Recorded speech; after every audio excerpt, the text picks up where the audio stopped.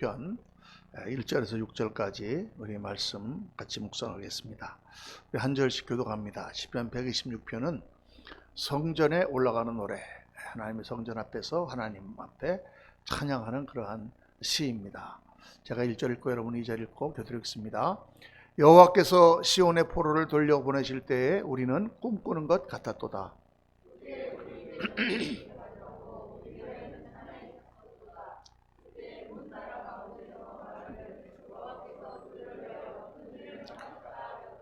여호와께서 우리를 위하여 큰 일을 행하셨으니 우리는 기쁘도다.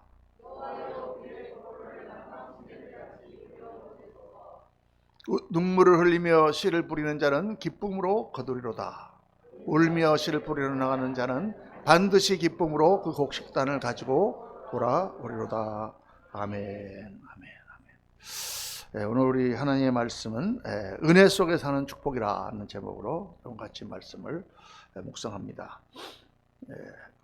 2021년 한 해를 마치면서 정말 기도 가운데 깨닫는 것은 참 지난 한 해가 정말 하나님의 은혜 가운데 살았던 한 해였다. 물론 매해가 다 하나님의 은혜 가운데 살았죠. 뭐 하나님의 은혜가 없었던 때가 어디 있습니까? 그런데 특별히 지난 한 해는 하나님의 은혜 가운데 살았던 해다. 이 코로나가 2년째 지금 우리 사회를 강타하고 전 세계를 지금 강타하고 있습니다. 참 어려운 때지만 그러나 그 가운데서 우리가 예배드리고 또 모든 일을 행하는데 참 부족함이 없이 하나님께서 인도해 주시고 채워주셨던 얼마나 감사했는지. 코로나로 인해서 꽁꽁 다 얼어붙어 있는 그런 가운데 저희들 정말 하나님의 그 축복 가운데 지냈습니다. 또 돌이켜보면 항상 그렇지만 한 해를 지나서 보면 후회되는 것도 많고 정말 하나님 앞에 우리가 실수한 것도 많고 그랬던 것도 많이 있습니다. 또 어려운 일들도 없지 않았죠. 그래도 그 모든 것 가운데 우리가 기도로 극복하고 하나님의 뜻을 살려고 노력하고 또 의지하고 그 위기를 극복해낸 것은 정말 자랑스럽고 또 감사한 일인 것이죠. 여러분 2021년 한 해를 보내면서 여러분과 함께 오늘 이 시편 26편을 우리가 묵상하면서 같이 은혜를 받으려고 합니다. 이 시편 26편은 아까 말씀드린 대로 이스라엘 백성들이 성전에서 불렀던 찬송인데 이 주제가 언제냐?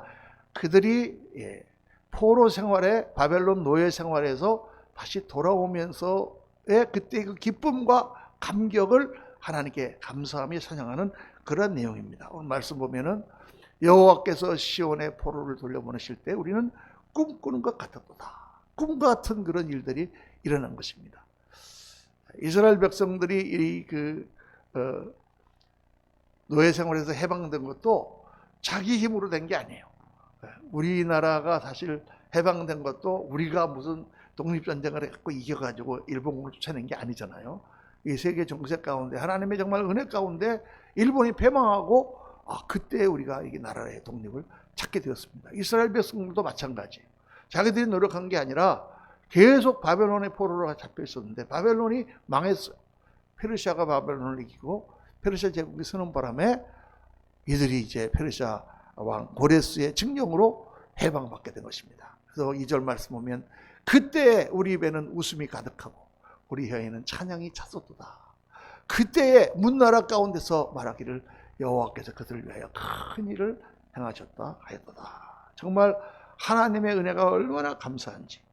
그들이 나라를 잃고 수많은 사람이 죽고 그들이 다 포로로 잡혀가서 여러분 그 포로로 잡혀갔을 때 상황을 보면 왕이 시드기야 왕이 두 눈을 뽑히고 목에다가 쇠사슬을 감고 맨발로 거의 1000km나 되는 바빌론으로 끌려갑니다. 묶여서 그 뒤를 다 굴비두름이 끼우듯이 전부 귀족들과 모든 사람들이 수만 명이 끌려갔다 그 말이에요. 가서 거기서 살아남은 사람들이 어떻게 지냈습니까? 장작 패고 물 깃고 노예 생활을 하면서 그곳에서 지낸 거예요. 그러니까 그 종살이를 하다가 정말 얼마나 울고 또 울었겠습니까? 그런데 어느 날 그들이 해방이 돼서 다시 고국에 돌아오게 되니까 얼마나 감사한지. 그런데 이 시편을 자세히 보면은 하나님 앞에 감사와 찬송이 있을 뿐만 아니라 이 안에는 그들의 간절한 기도가 들어있어요. 오늘 여러분과 함께 그 감사 가운데 우리가 이 어떤 기도를 우리가 새해 해야 될 것인가를 여러분과 함께 같이 묵상해 보려고 하는 것입니다. 첫째로 이들의 기도 가운데는 회복의 은혜를 구하는 기도가 있습니다. 여호와께서 시온의 포로를 돌려보내실 때 우리가 꿈꾸는 것 같아도다. 정말 그렇죠. 그 70년 바벨론 포로 생활 가운데서 얼마나 그들이 슬펐는지 시편 137편에 보면 그때 그들의 심정을 잘 표현하는 그런 게 있는데, 우리가 바벨론의 여러 강변 거기에 앉아서 시온을 기억하며 울었도다 이렇게 돼 있어요. 그러니까 그 유프라테스 강, 티그리스 강에 거기 강들이 있을 때 그 이제 이들이 막 노예 생활하다가 잠시 쉬는 시간에 강변에 나와 앉아가지고 버드나무 가지에 앉아서 강물을 바라보면서 우는 거예요. 우리가 어쩌다가 이 모양 이 꼴이 되었을까? 그 찬란했던 성전과 그 좋았던 나라를 다 잃어버리고 어떻게 이렇게 망해가지고 이렇게 노예 생활을 하면서 여기에 살았는가? 이렇게 되었는가? 하면서 울었다가 말이에요. 이런 가운데 하나님께서 때가 되면 그들에게 은혜를 베푸셔서 대사면령이 발표되고 고레스 왕이 등극하면서 사면령을 내렸어요. 모든 이스라엘 백성은 다 자기 땅으로 돌아가도 좋다. 그러니까 얼마나 좋았겠습니까? 그러니까 정말 꿈꾸는 것 같은 그런 마음으로 기쁨 가운데 그들은 고향으로 돌아왔다 그 말이에요. 근데 막상 고향으로 돌아오니 그 상황이 어땠습니까? 상황은 자기들이 꿈꿨던 것과 너무 다른 거예요. 왜? 그토록 꿈꾸던 고향에 돌아왔는데 고향 땅은 옛날의 고향 땅이 아니라 전부 폐허가 되어 있는지, 집들은 다 무너지고 전부 들은 황폐되고 짐승들이 다니고 이방인들이 들어와 살고 성벽도 다 무너지고 그 찬란하고 아름다웠던 솔로몬의 성전이 다 무너져서 돌 위에 돈 하나도 남지 않은 그런 모양이 되어 있는 것입니다. 정말 온갖 고생 끝에 다시 찾아온 고향, 그 무너진 모습을 보면서 그들이 어떤 마음이었을까? 털썩 주저앉았을 것입니다. 야, 그 절망 가운데 어디서 시작해야 될지 모르는 그 상황 가운데서 이들은 딱 한 가지를 가지고 다시 시작을 할 수 있었는데 그 한 가지가 무엇일까요? 그 한 가지는 바로 기도였습니다. 기도. 그들은 기도 가운데 다 처음부터 다시 시작하는 거예요. 아무리 여러분 기도는 언제나 시작이에요. 믿으시면 아멘 하시기 바랍니다. 우리가 아무리 황폐하게 되고 아무리 망하고 아무리 절망적이 되고 모든 것이 다 무너지는 것 같이 그렇게 되었을 때라도 우리가 기도로 시작하면 다시 시작하고 다시 일어날 수 있어요. 기도할 때 하나님의 회복의 은혜가 임하는 것입니다. 그래서 오늘 말씀이 4절에 보면 이 4절 말씀에 여호와여 우리의 포로를 남방 시내들 같이 돌려보내소서. 이게 이 사람들이 간절한 기도예요. 그런데 지금 포로가 지금 다 돌아왔는데 또 무슨 포로를 또 다시 돌려보내라는 기도를 하는가? 이렇게 생각이 되잖아요. 그래서 약간 좀 이 해석이 그런데 사본이 이제 여러 가지 구약의 사본들이 있는데 어떤 사본에 보면 이게 이 포로라는 말이 축복이라고 되어 있습니다. blessing.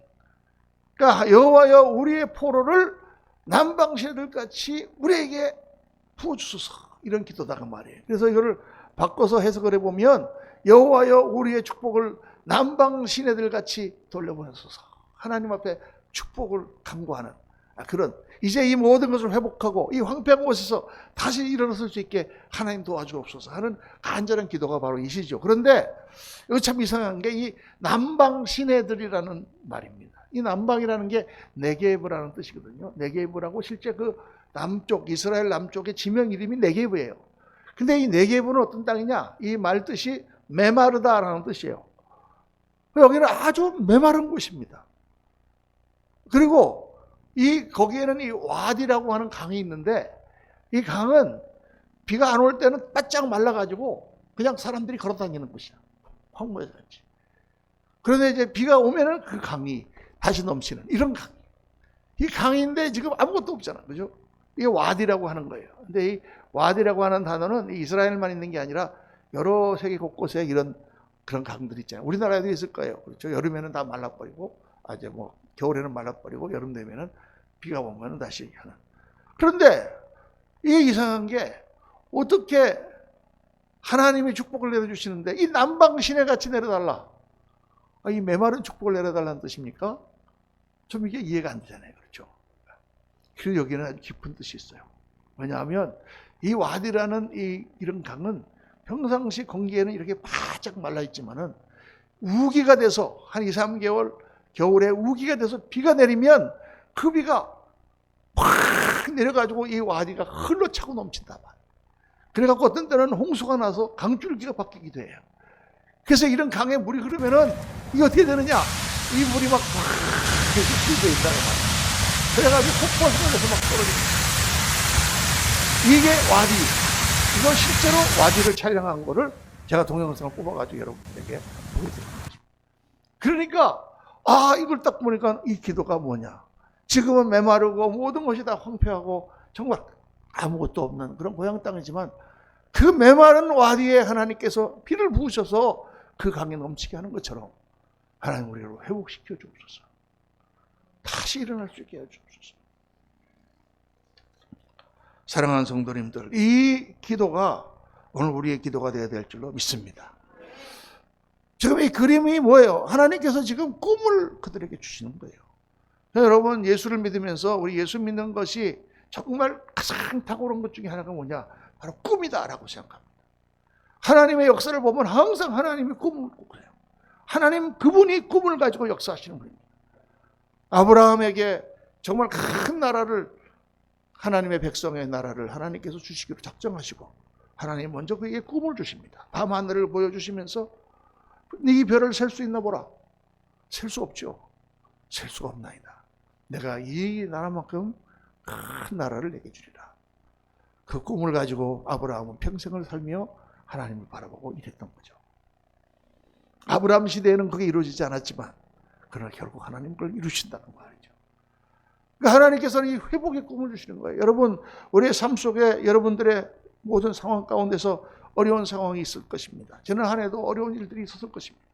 또 정말 해결되지 않는 문제들이 있었을 것입니다.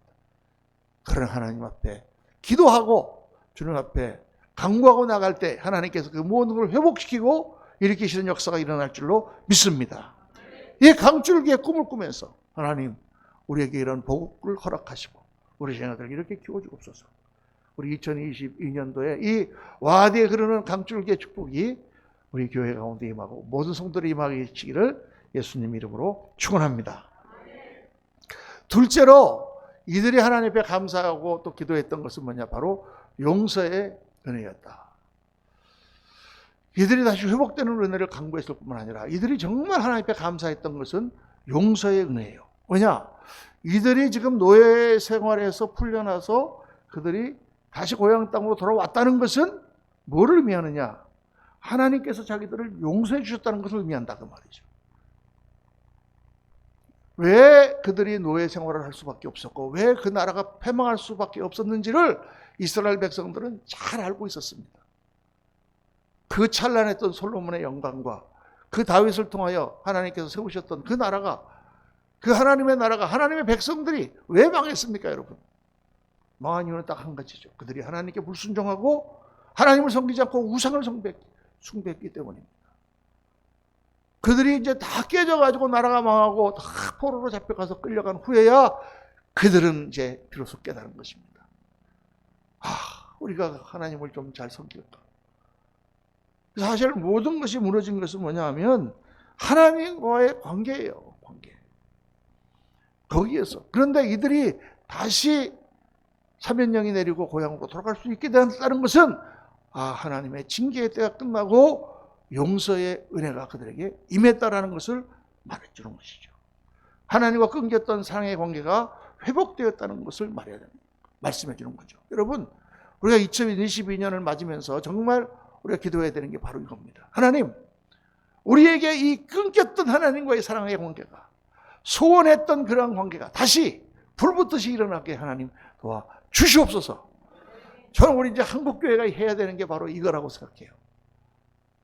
여러 가지 일들이 많고 문제가 많습니다만 제일 중요한 게 하나님과의 관계를 다시 회복해야 돼요. 우리 성도님들 가운데 그런 분들이 많지 않습니까? 제가 개인적으로 만나서 얘기해 보면 목사님 그때는요 정말 뜨거웠어요. 그때가 언제요? 그때요 제가 10년 전에 15년 전에 제가 구역장 할 때 제가 그때 거기서 일할 때 제가 그때 그 개척교회를 섬길 때 정말 뜨거웠어요.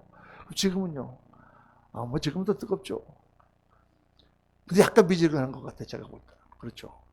근데 우리가 그게 여러분들의 문제뿐만 아니라 우리나라 교회 전체가 그렇다고 말이에요. 그렇게 기도하고 그렇게 하나님께 매달리고 그렇게 하나님을 높이고 하던 우리나라가 어느새 모든 것이 잘 살게 되고 다 편안하게 되고 하니까 별로 이제 하나님 앞에 기도하지 않아요. 별로 하나님 앞에 그렇게 감사하지 않아요. 물론 감사하지, 말로는 하는데 뭔가 우리 신앙이 느슨해졌다 그 말입니다. 통계적으로 볼 때 그렇지 않습니까? 우리 한국교회 상황이 그렇지 않습니까, 여러분? 이걸 회복해야 되는 거예요. 이게 지금 하나님께서 듣기 원하시는 기도입니다. 우리가 정말 회개하고 다시 하나님 앞에 나가기를 원합니다.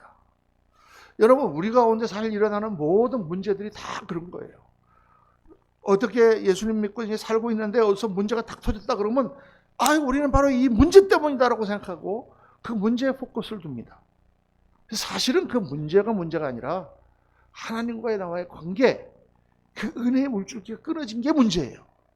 어떤 사람과 내가 신앙생활 하다가 이렇게 부닥치고 그 사람이 정말 이상한 사람이야, 그런 사람이 있다고 칩시다. 그 사람이 문제인 것 같습니까? 그 사람이 문제가 아니라 사실은 하나님과의 은혜의 관계가 끊어진 게 문제예요. 은혜가 충만하면 그게 별로 문제가 아니야. 은혜가 넘칠 때는요. 제가 예수님을 처음 믿고 미국에서 정말 예수님을 만나고 나서 신앙생활을 했을 때가 제 평생 살아오는 기간 가운데 제일 어려웠을 때입니다. 저는 그런 고생을 해본 적이 없어요.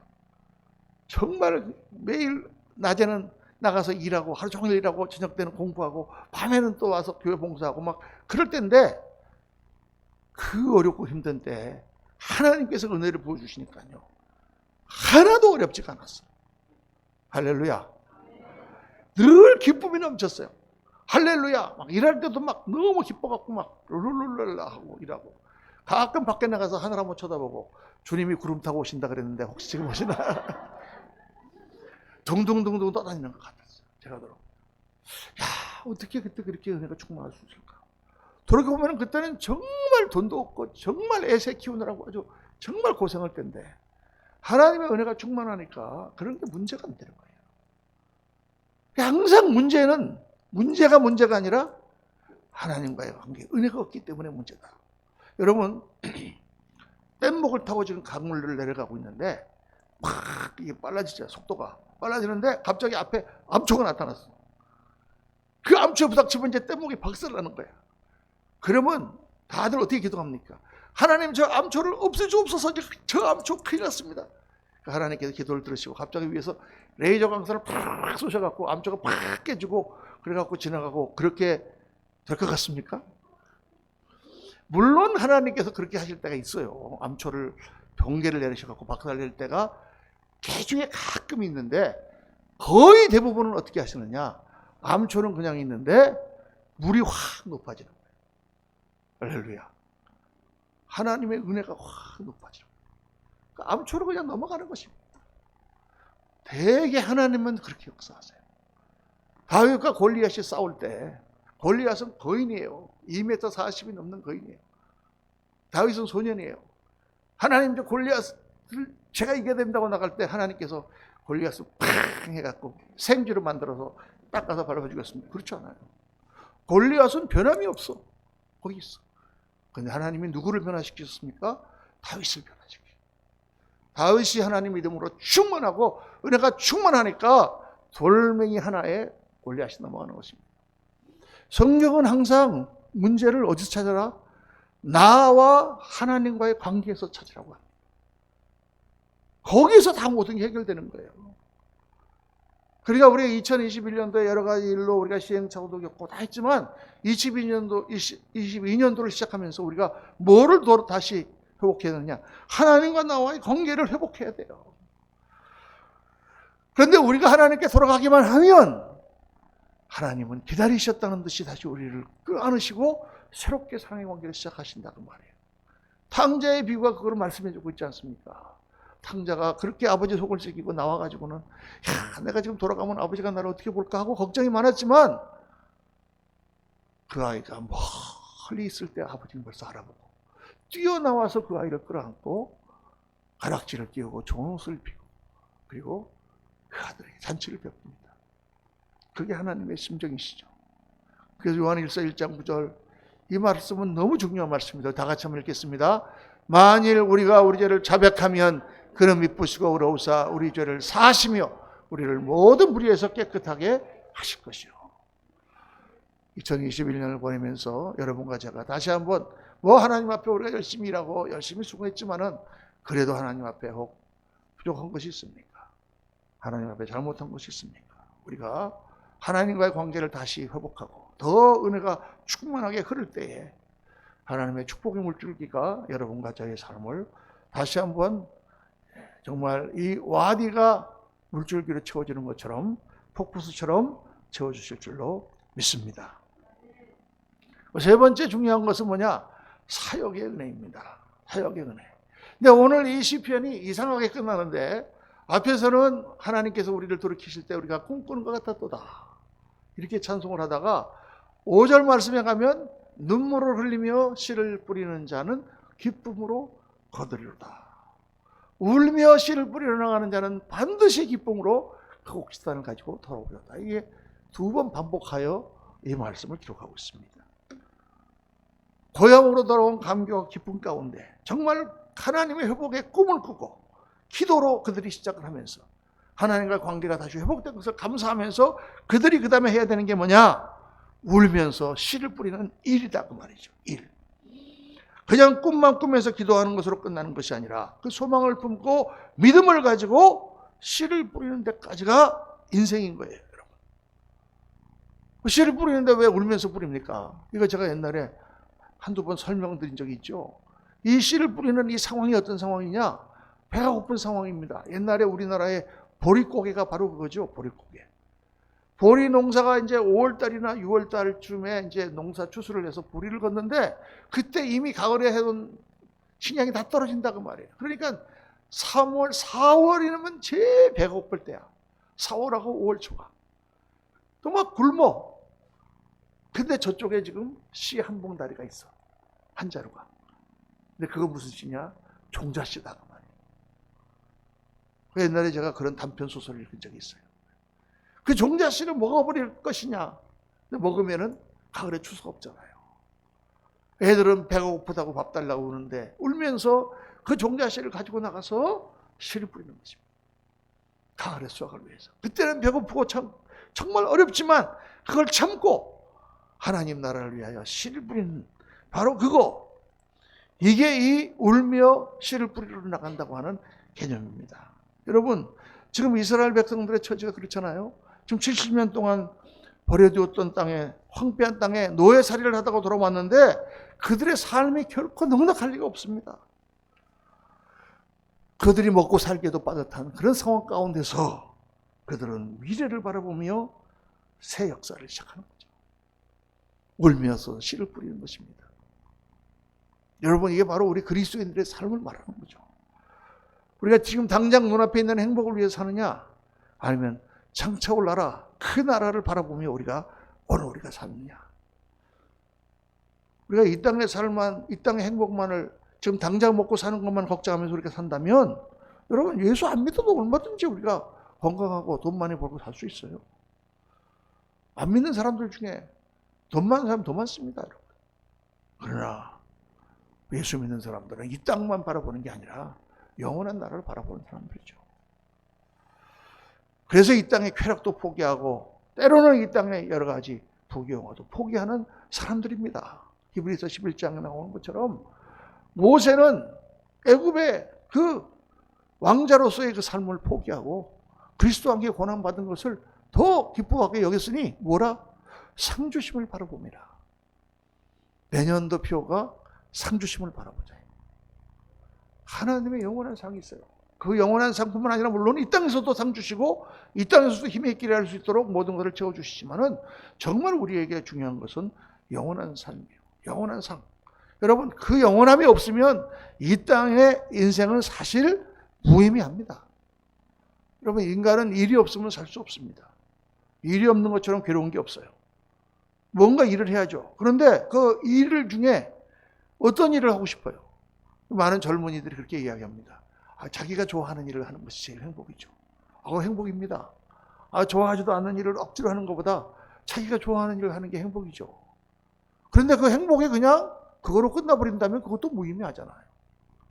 근데 그 일이 정말 하나님 나라 영광을 위해 하는 일이라면, 정말 영원히 남는 일이라면 얼마나 기쁘겠습니까? 제가 어제 이렇게 동영상을 보다가 참 놀라운 동영상 하나 봤습니다. KBS에서 한 다큐 뭔가 하는 그런 프로그램이었는데, 거기에 그 박영숙 선교사라는 분의 이야기가 나오는 거예요. 이분이 이렇게 보니까 1983년도에 우리나라의 양궁을 이끌던 양궁 대표 선수예요. 아시아에서 6관왕을 하고 세계 선수권 대회에서 단체전에서 금메달을 따게 한 주역이 박영숙 선수입니다.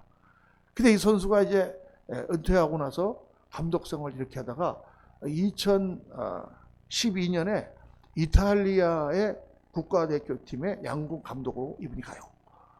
그래서 이탈리아에 가서 그들을 가르치다가 2014년도에 갑자기 어느 선교단체에서 지금 말라위라고 하는 곳에 선교사를 파송하려고 하는데, 거기 지금 양궁 감독을 원하는데 당신이 하겠냐? 그 이탈리아 감독의 그 호화로운 모든 걸 다 뿌리치고 이분이 말라위라는 데로 가요. 말라위라는 나라 들어보셨습니까? 그래서 제가 찾아봤어요. 말라위가 어디 나라들이 아프리카의 모잠비크 위에 있는 조그만 나라인데 아프리카에서 제일 가난한 나라예요. 그러니까 아프리카에서 제일 가난하다 그러면 전 세계에서 제일 가난한 나라예요. 그 말라위라는 곳에 갑니다. 가서 거기에 있는 아이들을, 청소년들을 모아가지고 팀을 조직해서 이걸 만드는데 활이 없어가지고 중고 활을 해가지고 그것과 삐뚤어진 거를 막 수리해가지고 하고, 그리고 이 관역이 없어갖고 관역 뒤에다가 그 담배를 자른 나무들을 쌓아놓고 거기다가 이렇게 그 달걀하고 난 그거 있잖아요. 그거를 갖다 깔아가지고 관역을 만들어서 애들 연습시켜요. 그래서 이들이 그 2015년도에는 안탈리아에 있는 터키에서 열리는 세계 선수권대회에 참여를 하고 2016년에는 리우 올림픽에 데뷔 선수로 참여합니다. 제가 그걸 보는데 너무 놀라운 거는 그 박영수 목사님이 지금 60이 넘었거든요. 근데 그분이 그 기자가 물어보는 거예요. 여기 말라위가 좋으세요? 그러니까 얼굴에 한방 웃음이 피면서 너무 좋죠. 너무 좋죠. 여러분, 그 가난하고 애들이 다 흙바닥에 신발도 없이 맨발로 다니고 그 굶어 죽는 나라가 뭐가 좋겠습니까? 그 아프리카 더운 나라가 뭐가 좋겠냐는 거예요. 그런데 그가 정말 하나님 나라를 위해서 그 자기의 땀과 피를 쏟고 있으니까 거기에 사는 게 이렇게 좋은 거예요. 오늘 여러분, 우리가 영원한 가치를 위해 일한다는 게 얼마나 복되고 축복인지를 우리가 깨달아야 돼요. 여러분, 그렇다고 해서 우리가 다 못 살아야 된다거나 이 땅에서는 다 가지고 있는 걸 다 포기하면 해야 된다, 이런 뜻이 절대 아니죠.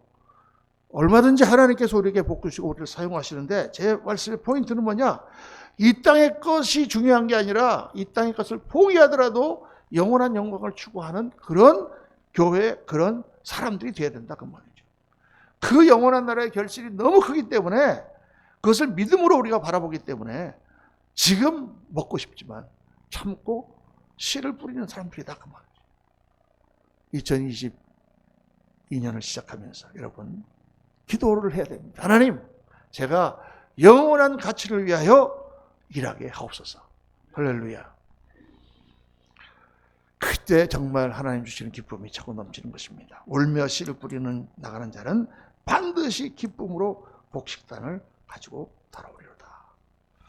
여러분, 때로 일이 힘들고 때로 잘 되지 않고 상황이 좋지 않더라도 그것 때문에 낙심하지 마십시오. 하나님의 회복의 역사를 믿으시고 기도로 다시 시작하십시다.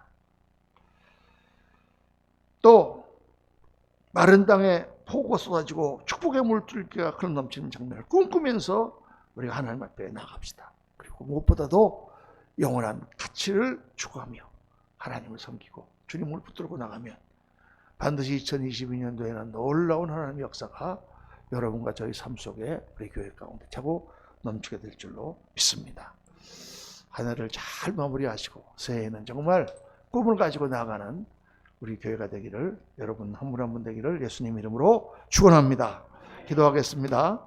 할렐루야. 감사합니다. 아버지 하나님, 저희들 오늘 아침 이 귀한 말씀을 읽으며 이스라엘 백성들을 향한 그 하나님의 사랑과 그들이 하나님을 다시 찾고 하나님을 향한 그 놀라운 갈망과 그 주님 앞에 바라는 그 기도가 저희들 깨달아집니다. 아버지 하나님, 이 집 2021년을 마감하고 2022년을 시작하며 저희들 그 기도가 우리 가운데 차고 넘치게 하시고 아버지 주님께서 하시는 놀라운 역사들이 펼쳐지는 위대한 비전을 갖는 저희들 되도록 하나님 은혜 베풀어 주옵소서.